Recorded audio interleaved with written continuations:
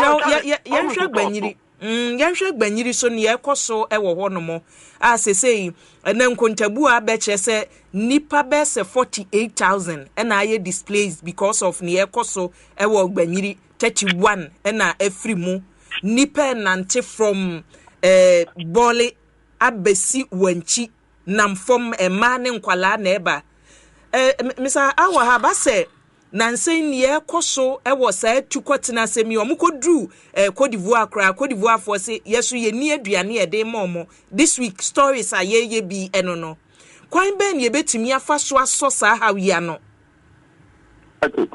Amenchel abiem China is in distress. It started some time, but actually it's getting a bit worse.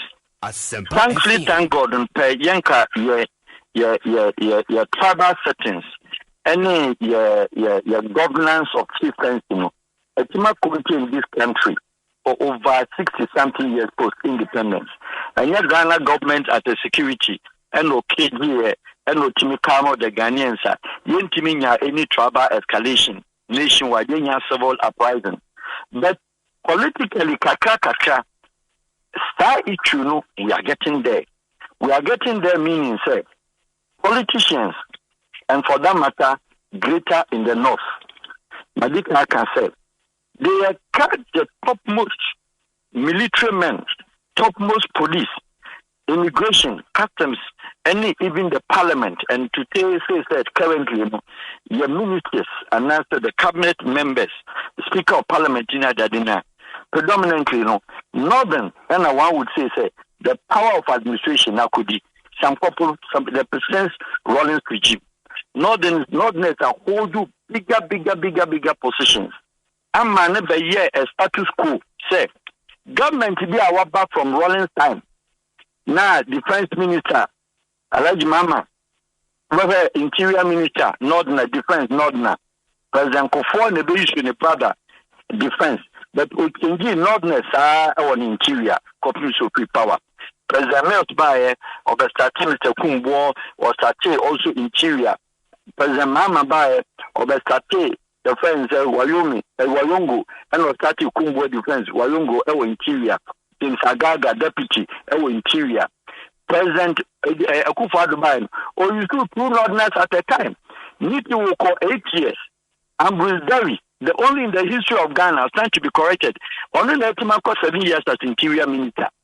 Yenya bi sada from Mcbrown time a ministry be at sensitively no only 2 years 1 year Rollins no change how so am way ba 1 year no call way ba no year check that fact and me be say aden yenya defense minister we are north yenya interior minister and currently we are having an interior minister.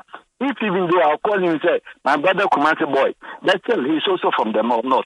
Again, it's that issue no. Yes, sir. And the issues near Kosovo. Thank God, it cannot escalate to Wahab region. It can escalate to Ashanti region. It can escalate to now. It cannot. Ghana hasn't got that kind of skirmishes and that kind of flashes. But I'm saying the year yes northern region the year wo Ashanti mantemu say zongo baby te sa boabona. Me ba cho any escalation and any terrorist act. There's a difference. Okay. So, because terrorism, it's another criminal to say, conform to no about you. And you to can no. And no terrorism. And no someone will be planning say okoye. You could be and only the security, but it cannot have an escalation there. Even with that one, who's a South tribe now? Said you come on in free mono. Woman call for social arms. That is not how Ghana is structured. Okay. Anything under the UN, Ghana going back.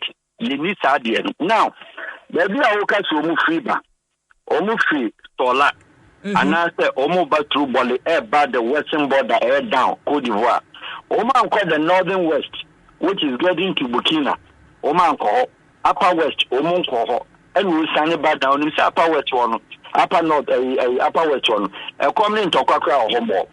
Now, Yamasha said, what are our brothers and sisters from the northern belt, from Tamale, and also from northern region, Echo, Dabinya Savannah, Upper East, Upper West, and then parliamentarians, Eka. The candidate one at a time. So many na come ho abom. Na ye ko ni eni enuama kotenase. Kanyaga onye konkoma onye wuya onye frafra onye kusachi onye dagatia onye dogruma onye wuya the other munina they are represented as colleagues in parliament with one person also speaker ankasa luckily also free region as the upper west hall. What is the problem here? The problem is abeye chieftaincy you cannot. But the danger aspect of it due to the sense Bawku flashes up to Damango Bole, which had not existed to some extent. Abeye bi mu fe and abeye bi mu lucrative business say. They say na mini abaye kono. Ghana security budget. Ghana national security budget. Ghana presidency chief of staff emergencies budget. Madam, almost 80% Echo North every year. 60% Echo Bawku. By the close of third quarter, which will soon end, that is almost security as parliament approval for contingency budget. How can the whole country, your budget there be a say no north, Moko say upper east, Moko say currently upper west Babeka. How does it work? Na ye musa say country nsika yinya the country yinya ni nyina the western region, followed by Ashanti region, followed by Magraheb region, and then in that order of other regions. Now western region are the highest economic pool of our country women. Our biggest cocoa from west. The biggest gold is from west. The biggest oil is from west. Timber from west. Diamond from west. Bauxite from west and all other minerals. Cocoa Nankasa milk can west greater produce a greater followed by the Ashanti. Now no only the almost what the most west coast, deprived communities, deprived roads, bad communities, no elite, and as I call it, Ivy League, secondary schools or the whole western region combined. They look to another one. Omicron taking arms, so they are fighting for the fair share. And when it is the security challenges, it is our problem in Oklahoma. Now, baby, mom, I will say, without much excuses, you ain't much income from Upper East. You ain't much income, except say, the border with Burkina now say coming down, or get a break closer to the western border. Oh, that man go down home. Again, if you hold on ever. It is a cover said there be a country in Benin, Sika or Hodia. Then the Ghana security services, and for that matter, Ghana government, only the Kudian to Umsono, encourages her because ministers Asempa with the 500 police, 5,000 police, 10,000 police now Omukwa, Omni South. So interesting, Shaka High, logistics, hotel, Omukwa, maybe somebody's budget from what? From the government. So budget meaning here. Police follow Kofi 6 months, maybe 3 months. Omuba na Nantokwana Stas. They say Omukwa, they cannot even fight the crime. They can't fight because the same politicians have also Koye police in Okosheki Bibikwa, Adia Chababana Creed. Why they deceive Ubi? But Obanini, who came in nature senka ma Sentokwane Koshwa, ma yemfa police force no ma yenko ma yensus, Okasemi and Susoswa. Don't get me wrong. I'm not saying cement is also. I haven't come to the solutions. I'm giving you the analysis and comments about what is going on. But what I mean is, some police for a dome corny project, a dome petrol, a combined in a dome corner. The simple thing I mean, beside Ghana government, that was the point I was making. I interject here. And he said, and then a stop Ghana government. One, so Bawku military barracks permanently our Bawku. Okay. Can't hear me. Who are barracks to Puerto region? And to audience order. Takradi was full base. Tamale full base. Tamale made base now on a dan warrior. And he said, Tamale na munto kwensi wa. Burkina Faso border, Bawku, a hon and Tokwanasi. Is it difficult for Ghana government to move logistics and put a military base at Bawku? Is it difficult now? One who flashes say it's difficult for after Savannah region. Is it difficult so basic military bases now? With the Kumase, There are 4 billion Bantama, Trotro now. What are they doing there? 4 billion barracks, supposed to one of the strongest, 4 battalion. Asempa. Kumasi 2 brigade wo and to move within the 4th battalion now when you Ashanti region a whole station and then a stop patrol base station. I mean there for the public. We did this and your military bill and a permanent our Bawku. And Kayan science start contingency plan. Drew and Tokwaba, I want to make us immune to social set. Mobile squad will not do no Marco Dana budget. Budget to police for me. You show me. We know. This is what you are giving them. No, go ask the policemen and women. No, a combination of forces politically. The political way to solve the problem of Bawku and now currently Savannah. No, it is not there. I'm just telling you, and I'm not saying because of NDC. MPP did the same thing to some extent, but every government, or managing, or managing story, no, or managing problem, no. You don't eradicate it, and I'm talking about total eradication and total solutions. The total solution lies in the political abilities and political will to resolve the issue once and for all. But if they are not prepared to resolve it, then we are saying, sir, we are challenging the Ghana Army. Ghana Army, only any activities are in a year, except about 250 be a domo peacekeeping. And then a Ghana Army, chairman. Ghana Army only farms. And when you telecommunication companies like other companies, and on one weapons, you talk, and on one assembled ammunition, you talk, assembled near the bar. And the Ghana Army net to honor. The one a problem. Another security budget, defense budget, and interior budget, they share one community, one town, Bawku, one region, Upper East, now one region, Upper West. Are you waiting? Isn't it so shameful that Ghana na any political problem? Say, election matter any power boom, there's others on elections are not. Debbie, and Tokobi, and yet Cyber, and I chieftaincy. This should not cost a nation in this modern world. About what army need to go there and let the army build there. No more won't have permanent. Navigation in the border, immigration for a permanent work, Sabuba border, or a permanent or solar. Or a permanent or Upper East, and then a couple to back permanent borders, over permanent. And the solution is that Ghana police, only their own policing. Emergencies, yes, or no better, but the bad problem, Cassia, the defense has to go and stop. The only person to fight the defense and defend the land of Ghana is Ghana Minister of Defense, not Ghana Police. So sad in a country like Ghana. Yeah, that's it. Peace.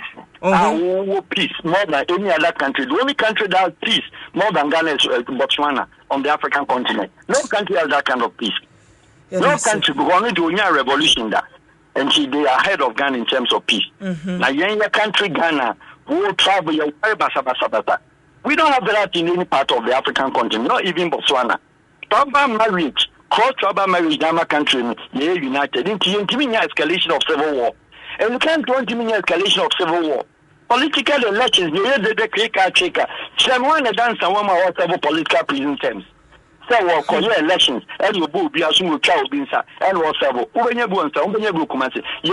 So, politics has not gotten even, regardless of politicians that try to trigger political war. IBCC, Cote d'Ivoire, Rwanda, Argentina just only tribal, started, now Muslim solve. Not that they are security budget. It is some people's business, and it is bad. We have to stop it. We know how it is, and we know we are from the security sector. We understand. We know the international dynamics, and you're doing every year, and it's so bad. Yeah, that's it. I'm sure. On council. Ebusia, enia yeti ye. Openi a Wahab, ono eba enkitaudie mu, amani nkitaudie, ene bambo mua. Ninim die ewo ho. Eti this week wo hwe ni papa wo hwe nkwala nketwa o ba pemfo atumi anante friball ya ba bedu wanchi aduane krom bedi eho eden enti se wo ye nipa na wo ta akire bi you think say bi a wo sika wo benya free munti se ya asefem sem Rafael Nketia de ya odi aba o se ebi wan ma menna a Wahab se papa nipa apem ni akire ya dwen na waka no nipa pim ene akyire ya adwen ye nipa pa ena wa can especially Ghana fo a ewo baabi te se western region se yenya sika ni mfiri ho ne yemfa nkọ baabi na yekoso anyese ye de bo nipa ewo ho nom se wodididi ye de yempuntudwuma yemfa nkọ patantokwa enye wo a wo hwe Facebook ani YouTube no wo de hwe adan ya nipa ewo ho nom kura atimu wo blog dan beedu ewo ho nom eye dan a yabobọ no nkuruwa atakwa amedan ena nipa no etitimu enti se nipa wei wansa ama ne ho anwono a ede ebiewu Emmanuel Ampia de ayode aba ose opani Wahab yedase anopai wakasa yie etode wose esekire asem no eka nikamu an waka no ko mensa pilatu ose yedamaseni adwuma pa mo yesomo man Ghana ene topic no ehu hia papa hwe asojafo bebrebe aye omugu wono Wamusu wo se ombedidi baabi ombeda so ye wose ye pe baabi ombeda ema wo mo enti ni nyina oman ne ka no oman ne ka amisko spelele edi we free kasoa na eba ose bi wa mpesa me kan bibi fa chief justice a mampani ayi no ho me say decision we metumi aka say a very bad decision emwa oman no ene so say safo ose bi wa papa ya ne ka say very intelligent man and very straightforward nyame enka no ho onka oso oho onka so ho ewo oso dia wode aba eho eje ni modi eyi ode aba ose bi wai papa yi ka asemi ase woni no anya adwen se obeka nokura ne se edu baabi a se nipa ne se wonyaye ade ne yebeye no de na sese ye no yenya ma omo nya ne ombeye omo ho nyabote na edu baabi a jesa woto bo answer na NDC amanyoko no watamale unim se ne no ombeyi nipa a obegina na wapre Mrahebedwa tamale central yenua Mrahebedwa ni a ofiri mu Dr. Mutala Mohammed ene mperimfo ye primary course wo ho wahu Kwaku eti yenko na yene Madi Jibril Deputy Director of Elections Madi Jibril yene no entwetwen enkomo eja machi o mejo so ebiwai boko de na na dum boko ya hyase anase de na ekoso na mfa kwenya wentia pifo na pay and then ebe to aba eyi ye candidate for elections or by election in Kabale Central. Tamna yedi so for elections, which is part of our guidelines, from 9 a.m. to 4 p.m. Okay. Nature say akabe don hwere baako sima mienu. Eti ye ni say na no last week ye ne deputy director of elections say kasa na say forms kro mo de ba ye obi a mefa bi no na ya shorty ye ti ye nipa be 17 ne akosie ne say nipa sen na pick forms no mo timi go through the process and na betumi aka so mbeko bi. Okay. I sat in there after our vetting. Omwa yewe to about almost 12. Nipa 12. Nipa 12. And I ever to about almost a year back or a room. So be the ability. A man in Mema na Mema Nkwa. There were mammy and sa a woman. I can't remember. Yeah. Hey, and you sit, very hot too. Tamale Central. I could say the Bantama of NDC in Northern region. And usually the primaries, very hot crap saying the election and Kasa, general elections and Kasa. Asempa FM. From Inus Fuseni Abresunina. And Obekaya, when there was a by-election between the NDC at that time, in the parliament, the same thing now a horse, even though now the original independence at that time, we remember our parliament, So that however, it's still going for NDC.